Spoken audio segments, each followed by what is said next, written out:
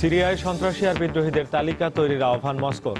রুশ বিমান হামলায় ৯০ ভাগই আঘাত হেনেছে মধ্যপন্থী বিদ্রোহীদের অবস্থানে অভিযোগ ওয়াশিংটনের। সিনাইয়ে বোমার আঘাতে বিধ্বস্ত হয়ে থাকতে পারে রুশ বিমান, আশঙ্কা ব্রিটেন ও যুক্তরাষ্ট্রের। নিশ্চিত কিছু বলার সময় এখনো হয়নি, মন্তব্য রাশিয়া। ভারতের বিহারে চলছে বিধানসভার পঞ্চম ও শেষ দফা নির্বাচনের ভোট গ্রহণ। এনডিএ ও জনতা দল ইউনাইটেডের মধ্যে হাড্ডাহাড্ডি লড়াইয়ের আভাস। এবং দক্ষিণ চীন সাগর নিয়ে সমঝোতা ছাড়াই শেষ হলো মালয়েশিয়ার বহুপক্ষীয় সম্মেলন। ব্যর্থতার জন্য চীনের একগুঁয়েমি আচরণকে দায়ী করল যুক্তরাষ্ট্র।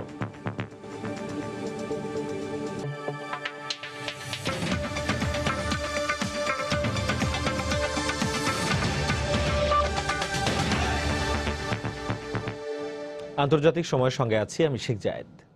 সিরিয়া বিষয়ে পরবর্তী ভিয়েনা সম্মেলনের আগে আসাদ বিরোধী বিদ্রোহী সংগঠনগুলোর মধ্যে কোনটি সন্ত্রাসী আর কোনটি তা নয় তার তালিকা তৈরি করা জরুরি বলে মন্তব্য করেছেন রুশ পররাষ্ট্রমন্ত্রী সের্গেই ল্যাভরভ।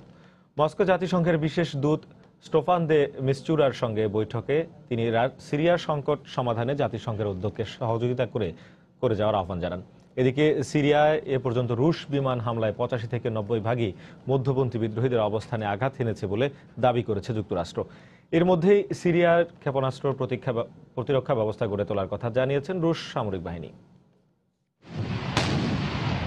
আলেপ্পোয় আইএসের সঙ্গে সিরীয় বাহিনীর তুমুল সংঘর্ষের ধারাবাহিকতায় বুধবার প্রদেশটির দক্ষিণাঞ্চলীয় গুরুত্বপূর্ণ একটি সরবরাহ পথ নিয়ন্ত্রণে নেয়ার দাবি করে সরকারি সেনা সদস্যরা। খানাসের ইত্রিয়া, হামা ও হোমসের সঙ্গে আলেপ্পোর একমাত্র এই সংযোগ পথ নিয়ন্ত্রণে নেয়াকে সরকারি বাহিনীর গুরুত্বপূর্ণ সাফল্য হিসেবে উল্লেখ করেছেন পর্যবেক্ষকরা। তবে যুক্তরাষ্ট্রের দাবি, রুশ বিমান ও স্থলসেনা সিরীয় বাহিনীকে সহযোগিতা করতে থাকলেও আসাদ সরকার খুব একটা সাফল্য পায়নি।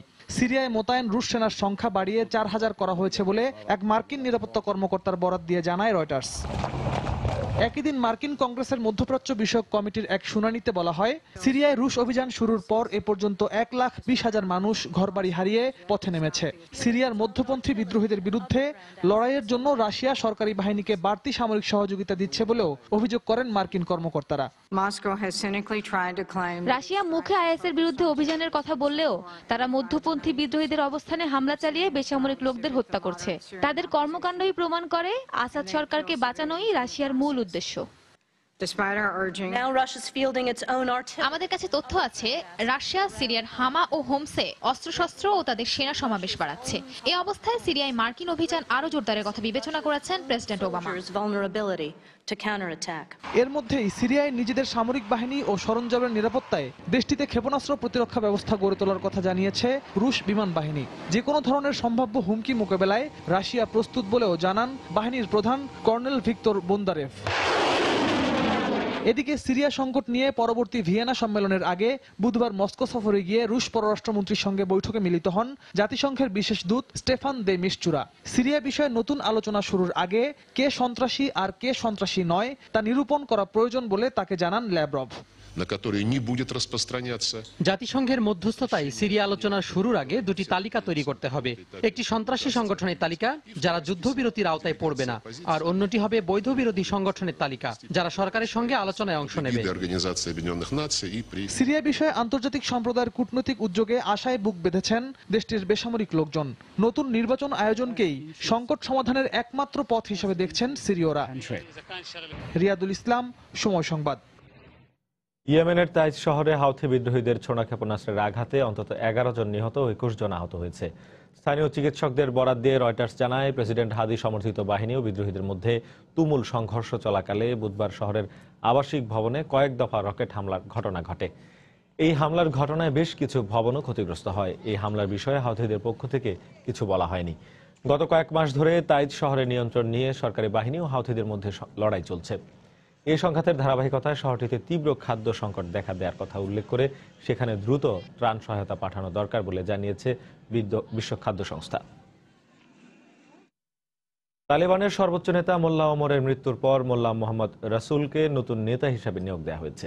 চলতি বছরের আগস্টে আফগানিস্তানের পশ্চিমাঞ্চলীয় ফারাহ প্রদেশে তালেবান জঙ্গিদের এক শুরা বৈঠকে এই সিদ্ধান্ত নেওয়া হয়। এর আগে আখতার মোহাম্মদ মনসুরকে মোল্লা ওমরের স্থলাভিষিক্ত করা হলে জঙ্গি সংগঠনের মধ্যে বিভেদ দেখা দেয়।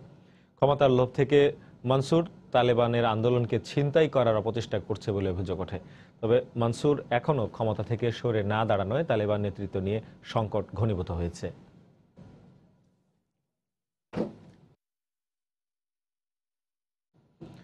যুক্তরাজ্যের গোয়েন্দা সংস্থা বলছে রুশ বিমান সংস্থা মেট্রোজেটের বিমানটি বোমা বিস্ফোরণে বিধ্বস্ত হয়ে থাকতে পারে, এমন আশঙ্কা যুক্তরাষ্ট্রেরও। তবে বিস্ফোরণ নাশকতা নাকি সন্ত্রাসী হামলার কারণে ঘটেছে এসব ব্যাপারে নিশ্চিত করে কেউ কিছু বলেনি।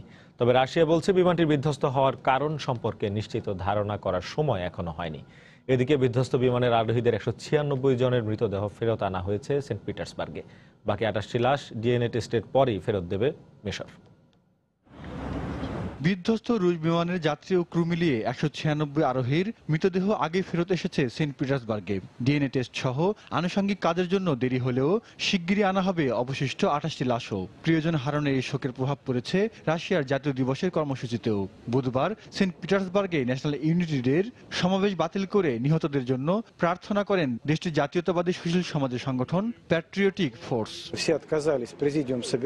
র্যালির সব আয়োজন বাতিল করেছি। আমাদের সভাপতি মণ্ডলীর সদস্যগণ উপস্থিত হয়ে নিহতদের স্বজনদের শোকের সঙ্গে একাত্মতা জানিয়েছেন। বৃহস্পতিবারও দিনের আলো ফুটতে না ফুটতেই শোক আর শ্রদ্ধা জানাতে পুলকুভা বিমানবন্দরের বাইরে জড়ো হন নিহতদের স্বজনরা। এত লাশের ভার যেন আর বইতে পারছেন না সেন্ট পিটার্সবার্গের বাসিন্দারা। শুধু সেন্ট পিটার্সবার্গ নয়, রাশিয়ার প্রত্যেকেই শোকাহত। এটি এমন এক ট্র্যাজেডি যা আমাদের হৃদয় ভেঙে দিয়েছে। মিশরের সিনাইয়ে টানা 7ম দিনের মতো চলছে অনুসন্ধান কার্যক্রম। কড়া নিরাপত্তায় চলছে মেট্রোজেটের বিধ্বস্ত বিমানটির ধ্বংসাবশেষ আর ছড়িয়ে ছিটে থাকা যন্ত্রাংশ ও যাত্রীদের বিভিন্ন জিনিস পরীক্ষা নিরীক্ষার কাজ। তবে এখন পর্যন্ত বিমানটি বিধ্বস্ত হওয়ার কারণ সম্পর্কে নির্ভরযোগ্য কোনো তথ্য পাওয়া যায়নি। সর্বশেষ গোয়েন্দা তথ্যের বরাতে ব্রিটেনের পররাষ্ট্রমন্ত্রী বলেছেন, বিমানের ভেতরে পেতে রাখা বোমা বিস্ফোরণেই বিমানটি বিধ্বস্ত হয়ে থাকতে পারে। প্রধানমন্ত্রীর সভাপতিত্বে এক বিশেষ বৈঠকে সিনাইয়ে বিমান বিধ্বস্তের বিষয়টি পর্যালোচনা করা হয়েছে। এতে আমরা এই সিদ্ধান্তে উপনীত হয়েছি যে ভেতরে পেতে রাখা বোমা বিস্ফোরণই বিমানটি বিধ্বস্তের সম্ভাব্য কারণ। নাম প্রকাশে অনিচ্ছুক মার্কিন কর্মকর্তার বরাতে সংবাদ সংস্থা এপি জানিয়েছে, নাশকতার এমন আশঙ্কা করছেন যুক্তরাষ্ট্রের কর্মকর্তারাও। যদিও রাশিয়া বলছে বিমানটি বিধ্বস্ত হবার প্রকৃত কারণ সম্পর্কে সুনিশ্চিত করে কিছু বলার সময় এখনো হয়নি। এদিকে নিরাপত্তার কারণে মিশরের পর্যটন এলাকা শেরমাল শেখগামী সব বাণিজ্যিক ফ্লাইট চলাচলের উপর নিষেধাজ্ঞা জারি করেছে যুক্তরাজ্য। সেখানে অবস্থান করা ব্রিটিশ নাগরিকদের হোটেলে অবস্থান করতে বলা হয়েছে। জাহিদুর রহমান, সময় সংবাদ। মিশরের সিনাইয়ে আত্মঘাতী গাড়ি বোমা হামলায় নিহত হয়েছেন কমপক্ষে 6 জন, এছাড়াও আহত হয়েছেন আর অন্তত 10 জন। বুধবার সিনাই প্রদেশের আল আরিশ শহরে এই হামলা চালানো হয়। হামলার দায় স্বীকার করেছে আইএসের মিশর শাখা। সিনাই অঞ্চলে অনেকদিন ধরেই আধিপত্য বিস্তার করে আসছে জঙ্গি গোষ্ঠীটি। এদিকে হামলার ফলে আশপাশের বেশ কয়েকটি ভবনও ক্ষতিগ্রস্ত হয়। এই ঘটনায় আহতদের স্থানীয় হাসপাতালে ভর্তি করা হয়েছে। এদের মধ্যে কয়েকজনের অবস্থা আশঙ্কাজনক বলে জানিয়েছে হাসপাতাল কর্তৃপক্ষ।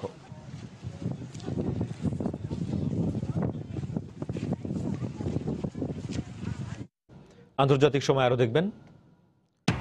সুচিকে প্রেসিডেন্ট হিসেবে দেখতে চায় মিয়ানমারের সাধারণ মানুষ। নির্বাচনকে সামনে রেখে দেশটিতে পর্যবেক্ষক মোতায়েন ইইউর।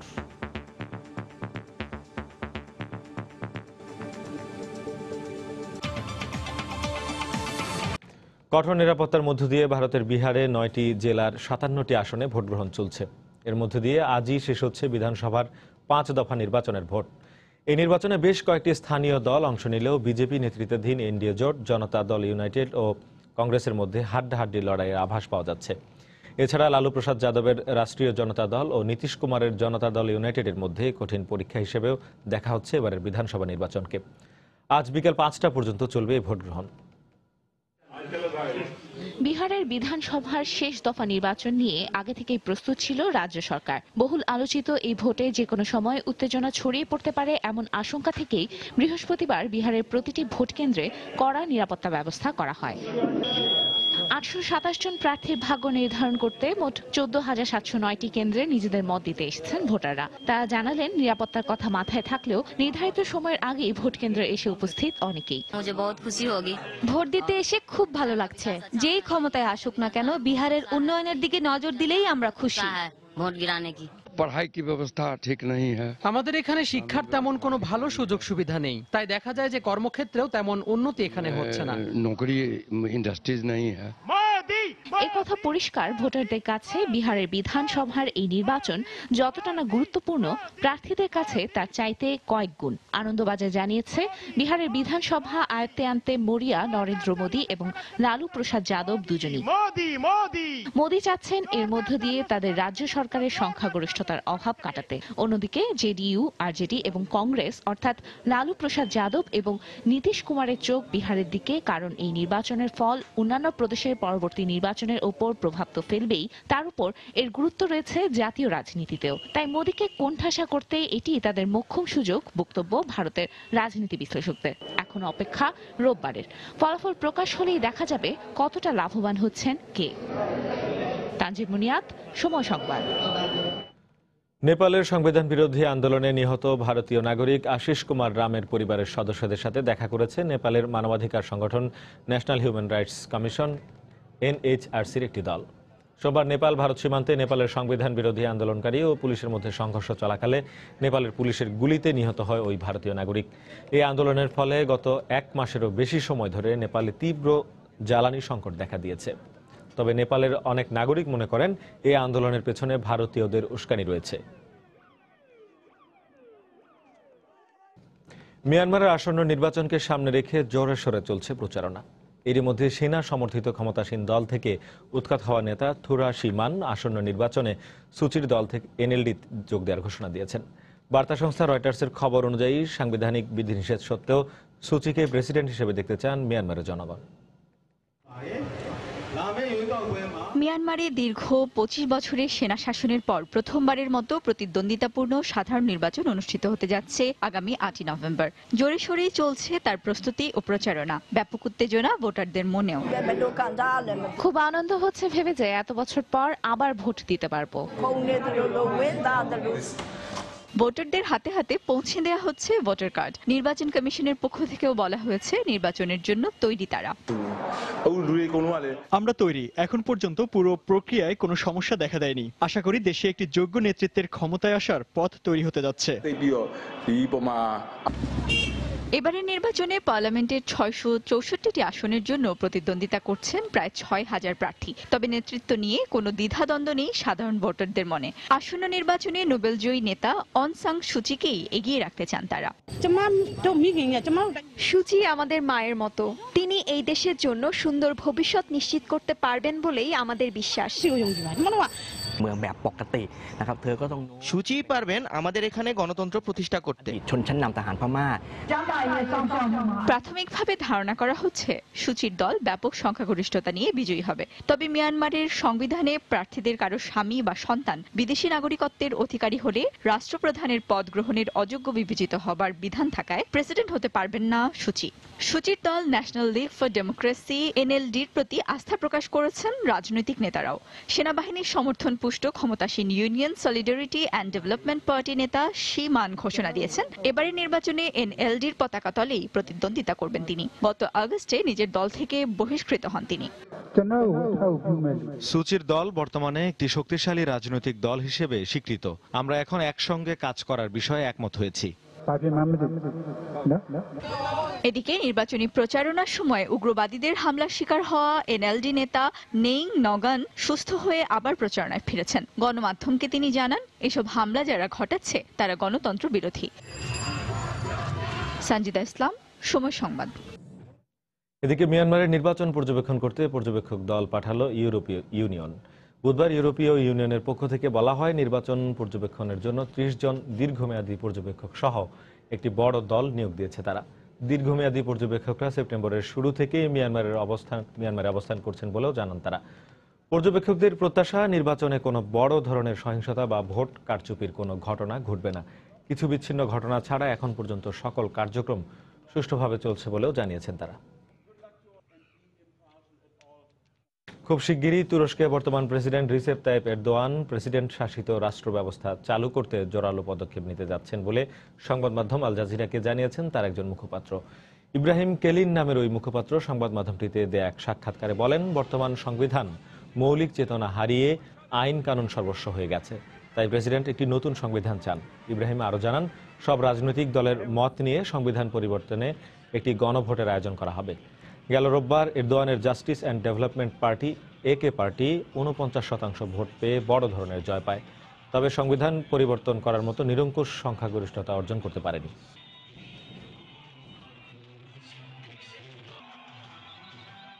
কানাডার 23তম প্রধানমন্ত্রী হিসাবে শপথ গ্রহণ করেছেন জাস্টিন ট্রুডো।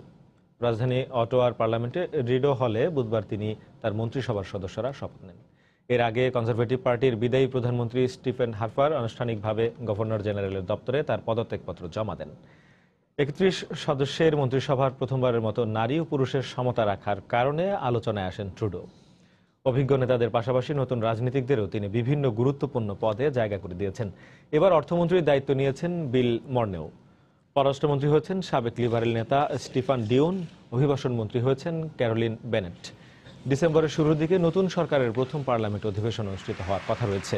কানাডার 42তম পার্লামেন্ট নির্বাচনে লিবারেল পার্টির জয়লাভের মধ্য দিয়ে অবসান হয় 9 বছরের কনজারভেটিভ পার্টির শাসনের। 43 বছর বয়সী এই প্রধানমন্ত্রী নির্বাচনী প্রচারণার মুখ্য বিষয় জুড়ে ছিল পরিবর্তন ও নবীনদের অংশগ্রহণে ও প্রবীণদের পরামর্শে সরকার গঠন।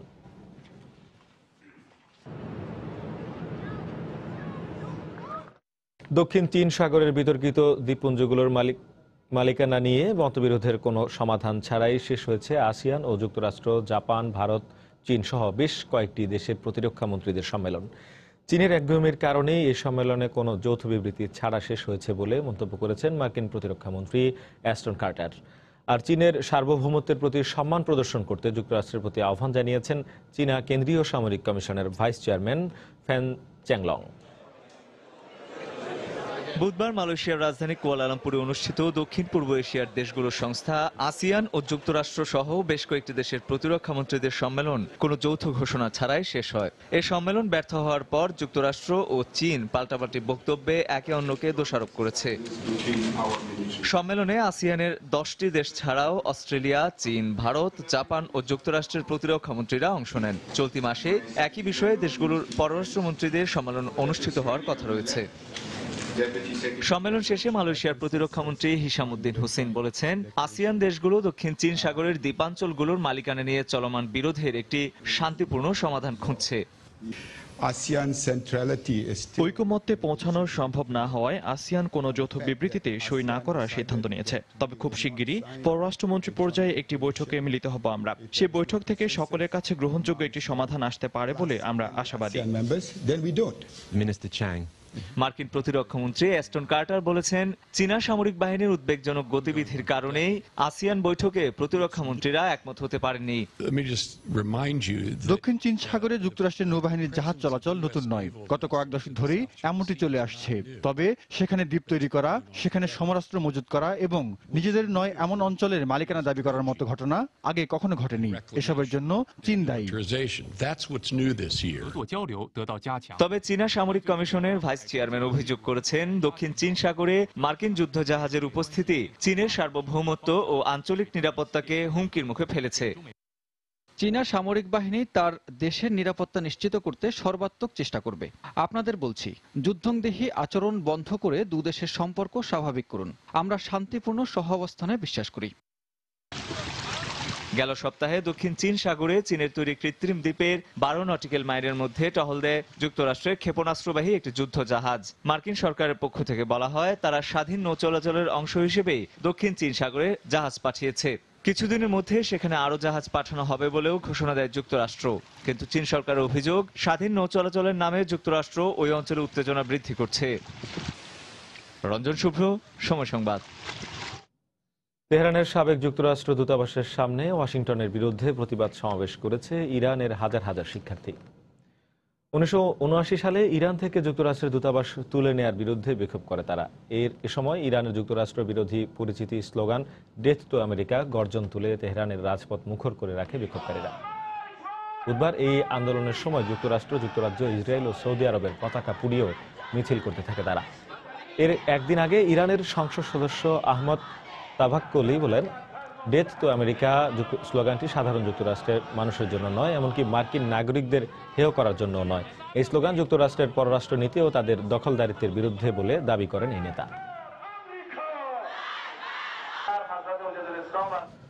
রোমানিয়া নৈশ ক্লাবে অগ্নিকাণ্ডের ঘটনায় গণবিক্ষোভের মুখে পদত্যাগ করেছেন দেশটির প্রধানমন্ত্রী ডেভিড ভিক্টর পন্তা। তার সঙ্গে পদত্যাগ করেছেন পুরো মন্ত্রিসভাও। 30 অক্টোবর রাজধানী বুখারেস্টের ওই নৈশ ক্লাবে কনসার্ট চলাকালে অগ্নিকাণ্ডের ঘটনায় 32 জনের মৃত্যু ও বেশ কয়েকজন আহত হয়। এর প্রতিবাদে প্রায় 20,000 মানুষ সরকারের বিরুদ্ধে দুর্নীতি ও নিরাপত্তা ব্যবস্থার ব্যর্থতার অভিযোগ তুলে বিক্ষোভ করে। বুধবার দেশটির প্রধানমন্ত্রী পদত্যাগের ঘোষণার পরও বিক্ষোভ অব্যাহত রয়েছে। এদিকে পার্লামেন্টের অনুমোদনের ভিত্তিতে প্রেসিডেন্ট নতুন কোনো প্রধানমন্ত্রীর নাম ঘোষণার আগ পর্যন্ত পন্তাই ক্ষমতায় থাকবেন বলে জানায় কর্তৃপক্ষ। জালিয়াতি, কর ফাঁকি ও অর্থ কেলেঙ্কারির অভিযোগে ইতিমধ্যে পন্তাকে বিচারের মুখোমুখি করা হয়েছে। তবে এসব অভিযোগ অস্বীকার করেছেন পন্তা।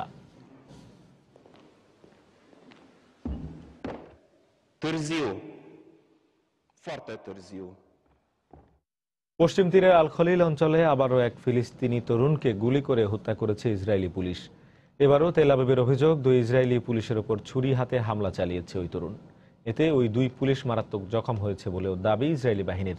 পরে পুলিশ পাল্টা গুলি চালালে ওই তরুণের মৃত্যু হয়। এ নিয়ে চলমান সংঘর্ষে ইসরায়েলি পুলিশের গুলিতে নিহত ফিলিস্তিনির সংখ্যা দাঁড়িয়েছে 74 জনে। এ অবস্থায় ইসরায়েলিদের বিরুদ্ধে জোরালো আন্দোলনের জন্য ফিলিস্তিনে ঐক্যের নেতৃত্ব প্রয়োজন বলে মন্তব্য করেছেন হামাসের রাজনৈতিক প্রধান খালিদ মিশাল। তিনি ফিলিস্তিনিদের গণজাগরণ বা ইন্তিফাদার ডাক দিয়ে রামাল্লাহ প্রশাসনকে একটি ঐক্যের সরকার গঠনের আহ্বান জানান। আল আকসা মসজিদের মর্যাদা রক্ষা ও ইসরায়েলি দখলদারদের রুখতে যার যা কিছু আছে তা নিয়ে লড়াইয়ে ঝাঁপিয়ে পড়ারও আহ্বান জানান তিনি।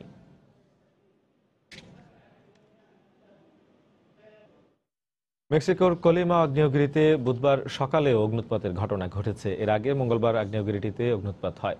মেক্সিকোর ন্যাশনাল সিভিল প্রোটেকশনের ঊর্ধ্বতন কর্মকর্তা লুইস ফিলিপ জানান, অগ্নুৎপাতের ফলে সৃষ্ট ধোঁয়া ও ছাই 2200 মিটার উচ্চতা পর্যন্ত ছেয়ে যায়। মেক্সিকোর দক্ষিণ পশ্চিমাঞ্চলে অবস্থিত এই আগ্নেয়গিরিতে গত 9 জুলাই থেকে অগ্নুৎপাত হচ্ছে। এই অবস্থায় স্থানীয়দের সতর্ক থাকার ঘোষণা দিয়েছে কর্তৃপক্ষ। দেশটিতে প্রায় 3000 আগ্নেয়গিরি রয়েছে, এর মধ্যে 14টি সক্রিয়।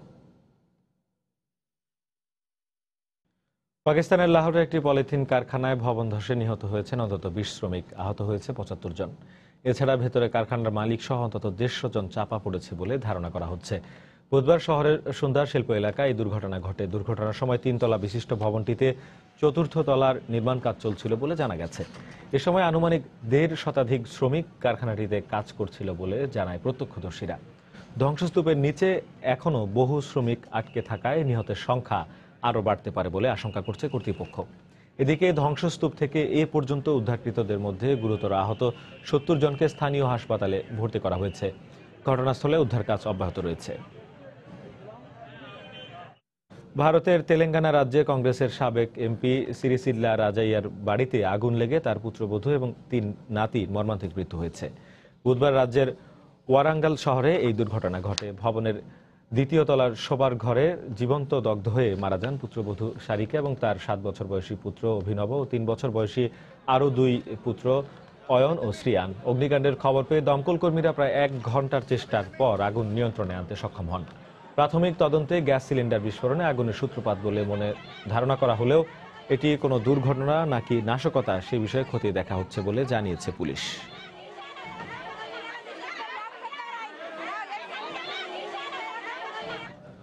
অভিবাসী সংকট নিরসনের ক্ষেত্রে মানব পাচারকারী চক্রের তৎপরতা বন্ধ করা সবচেয়ে কার্যকর উপায় বলে মন্তব্য করেছেন ফ্রান্সের স্বরাষ্ট্রমন্ত্রী বেরেনাক ক্যাজিউনভ। এরই পরিপ্রেক্ষিতে ব্রিটেনের সহায়তায় 200 মানব পাচারকারী চক্রকে শনাক্ত করার কথা জানান তিনি। এদিকে অভিবাসীদের রাজনৈতিক আশ্রয় দিতে সুনির্দিষ্ট নীতিমালা অনুসরণের পরামর্শ দিয়েছেন ইউরোপীয় কাউন্সিলের প্রেসিডেন্ট ডোনাল্ড টাস্ক। এই সংকট নিরসনে সীমান্ত এলাকায় সাহায্য কেন্দ্র স্থাপনের মাধ্যমে শুধুমাত্র শরণার্থীদের আশ্রয় দেওয়া হবে বলে জানিয়েছেন জার্মান চ্যান্সেলর অ্যাঙ্গেলা মার্কেল।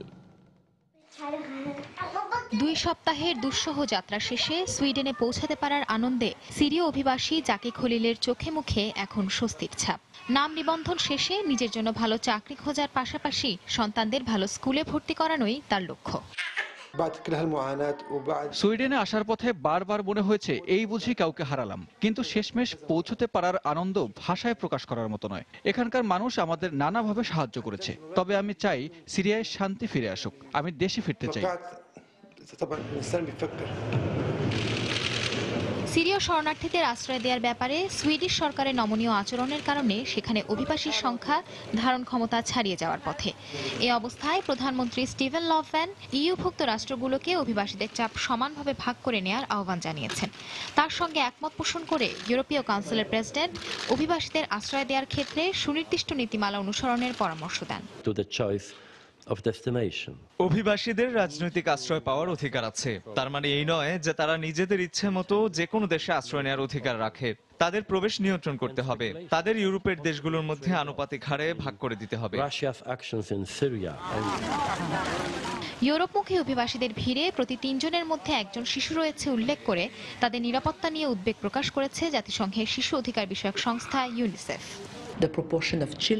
একে ঠান্ডা, তার উপর সমুদ্রপথে রয়েছে নানা ঝুঁকি, তাই সাগর পথে আসার প্রবণতা যদি চলতে থাকে তাহলে আইলানের মতো আরো অনেক শিশুকে প্রাণ হারাতে হবে। সড়কপথ তুলনামূলক নিরাপদ। এদিকে জার্মানির অস্ট্রিয়া সীমান্ত ঘেঁষা শহর নুহাস এম ইনের কর্তৃপক্ষ ঘন্টায় 50 জনের বেশি অভিবাসীকে প্রবেশ করতে না দেওয়ার নীতি গ্রহণ করেছে। স্থানীয় কর্তৃপক্ষের এই পদক্ষেপকে স্বাগত জানিয়ে চ্যান্সেলর অ্যাঙ্গেলা মার্কেল শুধুমাত্র শরণার্থীদের আশ্রয় দেওয়ার উপর গুরুত্ব আরোপ করেন। শরণার্থীদের সহায়তার জন্য আরো 7.5 কোটি ইউরো বরাদ্দ দেওয়ারও ঘোষণা দেন তিনি।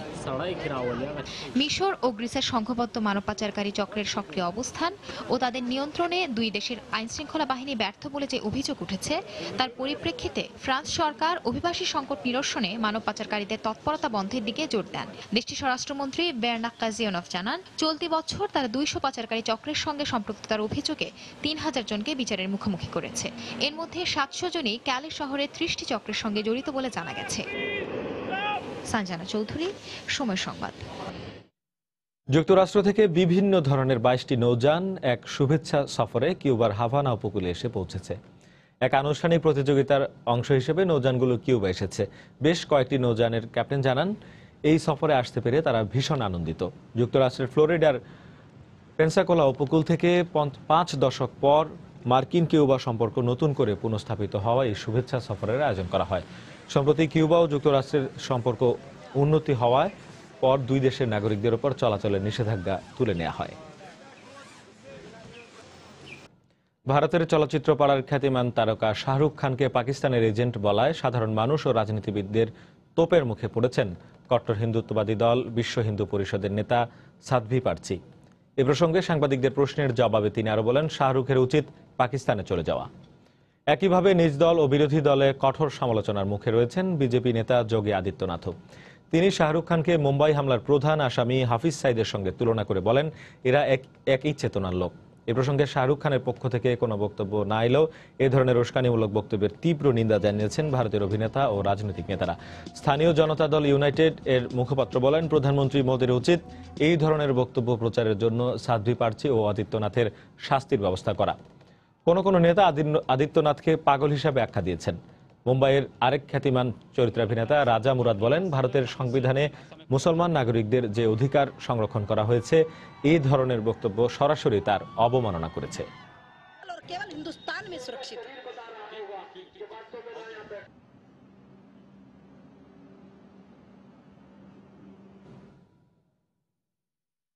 অ্যালেন রবার্ট, যিনি ফ্রান্সের স্পাইডারম্যান নামে পরিচিত, সম্প্রতি 36 তলা এক ভবনে আরোহণ করেন শুধু 2 হাত ব্যবহার করে। বৈরী আবহাওয়ার মধ্যেই দুঃসাধ্য পারফরমেন্সের মধ্য দিয়ে নিজের নামের প্রতি সুবিচার করেন রবার্ট। 53 বছর বয়স্ক অ্যালেন রবার্ট এর আগে বুর্জ আল খলিফা, নিউ ইয়র্ক টাইমস ভবন সহ প্রায় 100টি উঁচু ভবনে আরোহণ করেন। 152 মিটার উঁচু ভবনে উঠতে তিনি সময় নেন মাত্র 30 মিনিটেরও কম।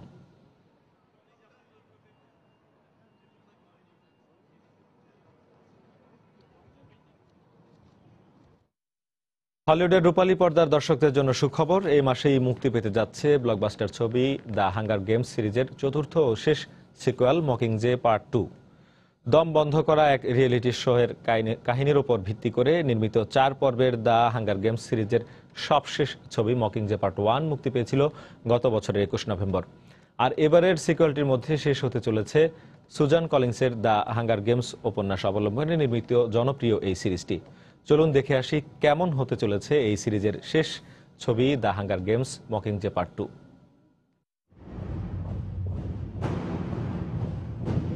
I've been watching you. পানেম যুদ্ধে ধ্বংসের দ্বারপ্রান্তে এক একটি শহর। এ অবস্থায় ক্যাপিটল থেকে প্রেসিডেন্ট স্নোর পতনের ছক আঁকছেন কেটনিস ও তার বন্ধুরা।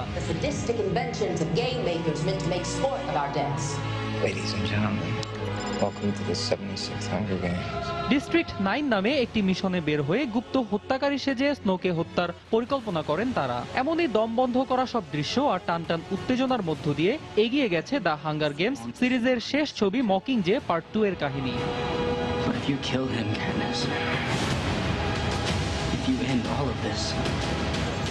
সিরিজের আগের ছবিগুলোর চেয়ে এবারে সিকুয়েলটির অ্যাকশন দৃশ্যগুলোতে রয়েছে অনেক বেশি আধুনিকতা, সেই সঙ্গে ছবির কাহিনীও বেশ আলাদা।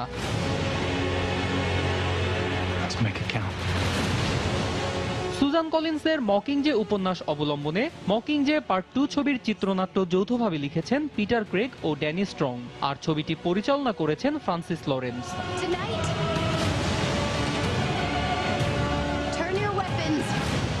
বরাবরের মতো এবারও দ্য হাঙ্গার গেমস সিরিজের শেষ এই সিকুয়েলটির বিভিন্ন চরিত্রে অনবদ্য অভিনয় করেছেন অস্কার জয়ী Jennifer Lawrence, Josh Hutcherson, Liam Hemsworth, Woody Harrelson, Elizabeth Banks সহ আরো অনেকে।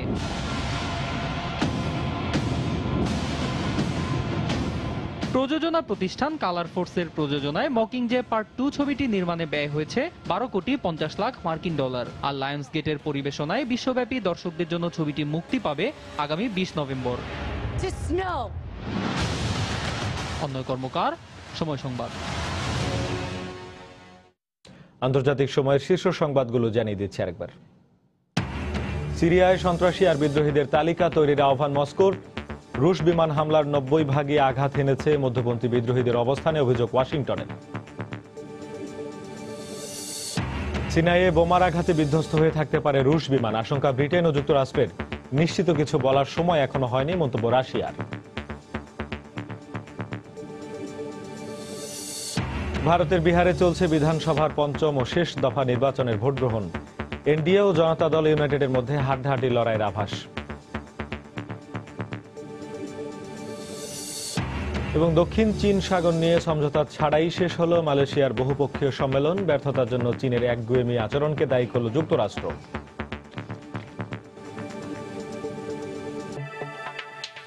এই ছিল আন্তর্জাতিক সময়। যে কোনো খবর পেতে ভিজিট করুন সময়নিউজ.টিভি। সঙ্গে থাকুন সময়।